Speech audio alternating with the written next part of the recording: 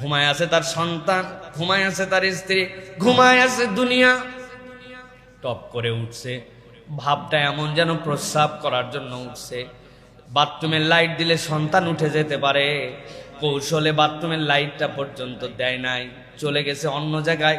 অল্প একটু কষ্ট করে অজু করে নিয়ে যায় নামাজটা পেরে দিছে, কেউ জানে না বাড়ির সবাই সবার মতো ঘুমায়। ওই বান্দা যায় নামাজের মধ্যে দাঁড়ায়া রব্বুল আলামিনের কাছে 2 রাকাত সালাত আদায় করে হাত তুলে দিছে। ইমোশন আসে না, চোখের পানি আসে না, সিজদায় চলে গেছে, রব আমার তো চোখে পানি আসে না। অথচ নবীজি সাল্লাল্লাহু আলাইহি ওয়াসাল্লাম বলছেন, ওয়া রাজুলুন যাকারাল্লাহ খালিয়ান ফাফাদাত আইনা। আরশে আজিমের নিচেতে এমন লোক জায়গা পাবে যেই লোক একাকী দাঁড়াইছে আর আল্লাহর জন্য চোখের পানি বিসর্জন করে দিছে। আল্লাহ তার চোখের পানির এমন মূল্যায়ন করছেন, ওই চোখের পানির কারণে আরশে আজিমের নিচে তার জন্য সিট বরাদ্দ করে রাখছেন। এমন কতকগুলা মানুষ আছে যে মানুষগুলা আল্লাহর জিকির স্মরণ করে, করার পরে তাদের অন্তর নরম হয়ে যায়। কেমন নরম হয়? আল্লাহ বলছেন তাদের চোখ দিয়ে পানি পড়তে শুরু করে। আল্লাহ আমি তো সেই তালিকায় আসতে পারি না, আমার অন্তর শক্ত হয়ে গেছে, আল্লাহ আমার চোখে তুমি পানি দিয়ে দাও। তোমার ভীতির কথা আস্তে আস্তে মনে করবে আল্লাহর কাছে। আল্লাহ রাব্বুল আমিন ওই বান্দার চোখে 1 ফোঁটা পানি যদি চলে আসে, 1 দিন আসবে না, 2 দিন আসবে না, চোরের মতো করে আল্লাহর সামনে দাঁড়াইছে, কেউ জানি না জানতে পায়।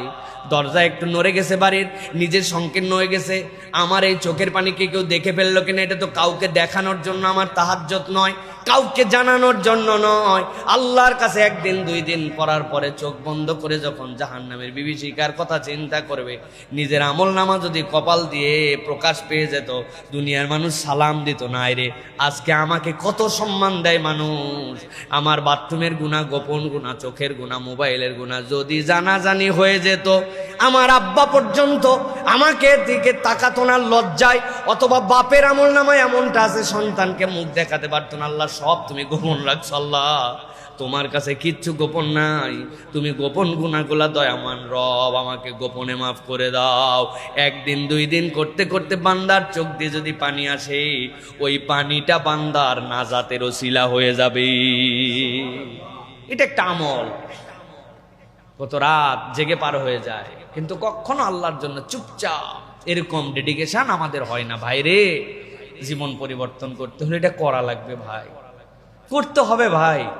এরকম করে চলতে চলতেই জীবন শেষ হয়ে যায়। কার জীবন কিভাবে শেষ হয় আমরা বুঝি না।